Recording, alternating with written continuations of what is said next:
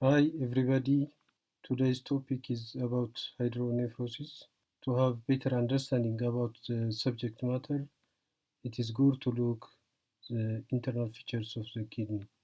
Minor calyx, a cup-like chamber that is the beginning of the extrarenal duct system. Several minor calyxes combine to form a major calyx. Major calyx, two or three per kidney in number, that combine to form the renal pelvis. Renal pelvis, it is the funnel-like end of the ureter that begins within the renal sinus and emerges from the renal hilum. Ureter, it is a muscular duct that carries urine from the kidney to the urinary bladder. Hydronephrosis is defined as distension of the renal calyces and pelvis with urine as a result of obstruction of the outflow of urine distal to the renal pelvis.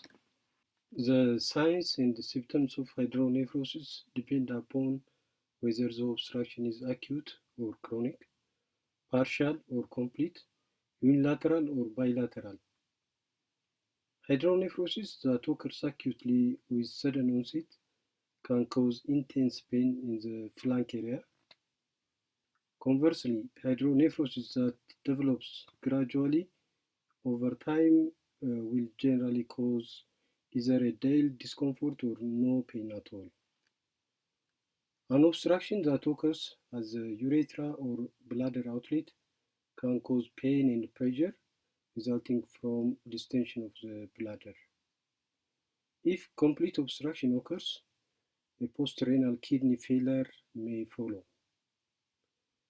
Physical examination may detect abdominal or flank mass caused by the enlarged kidney. A multitude of causes exist for hydronephrosis. Classification can be made according to the level within the urinary tract and whether the etiology is intrinsic, extrinsic, or functional. The most common cause of hydronephrosis in children are anatomical abnormalities. These include vesicourethral reflux, urethral stricture, and stenosis. The most common cause of hydronephrosis in young adults is kidney stones. In older adults, the most common cause of hydronephrosis is benign prostate hyperplasia or intrapelvic neoplasms, such as prostate cancer.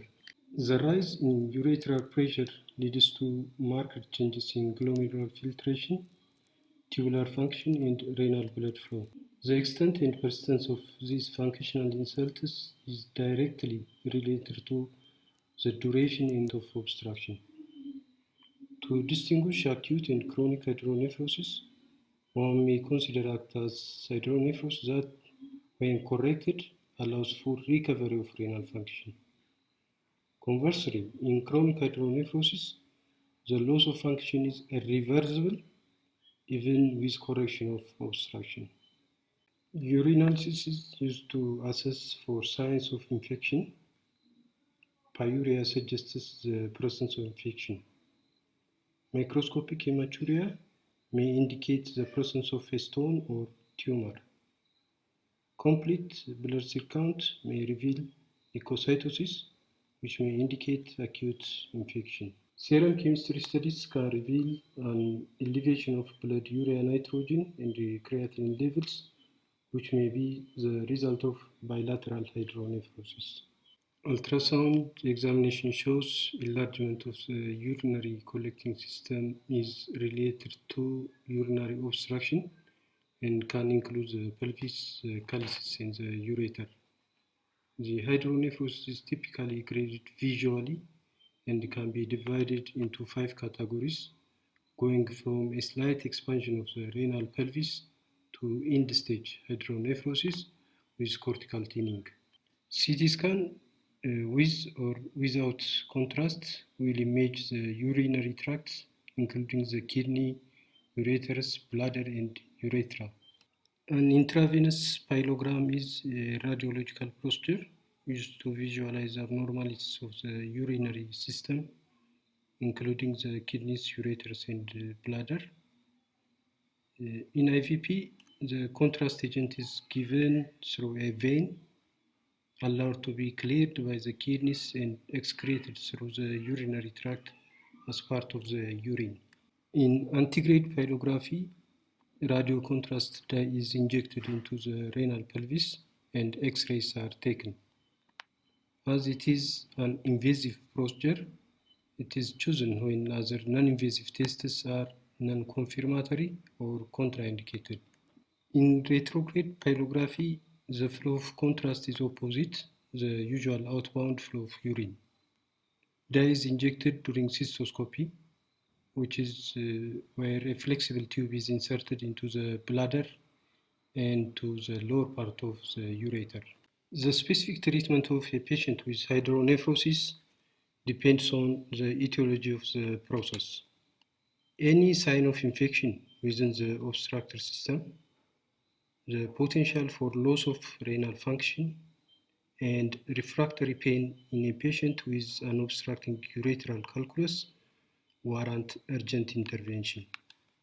Urethral catheterization is important to rule out a lower tract cause of hydronephrosis. Urethral stent placement is indicated in case of intrinsic and extrinsic cause of hydronephrosis. The procedure is performed in conjunction with cystoscopy and retrograde pyelography. Stents can bypass an obstruction and dilate the ureter for subsequent endoscopic treatment. Percutaneous nephrostomy tube is used if urethral stenting is not possible. Nephrostomies are typically planned when a retrograde stent cannot be passed because of anatomic changes in the bladder or high-grade obstruction in the ureter. Nowadays, advances in endoscopic and percutaneous instrumentation have decreased the role of open or laparoscopic surgery for hydronephrosis.